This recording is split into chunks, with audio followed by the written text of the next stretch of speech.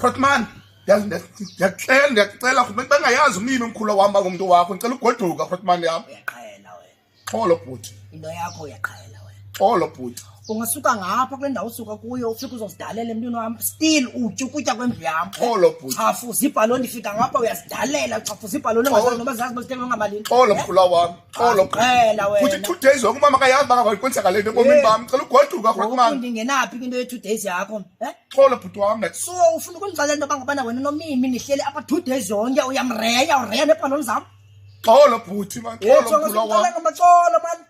Goduka bhuti wam. Mamela jonga yabona la ndlela uze ngayo. Avulele bhuti man.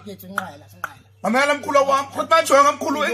Mamela mkhulu ingathi wena Khotman cha ungayithethi lento bhuti ingathi nandinabo nobuntombi buntombi budoda. Mkhulu. Okay.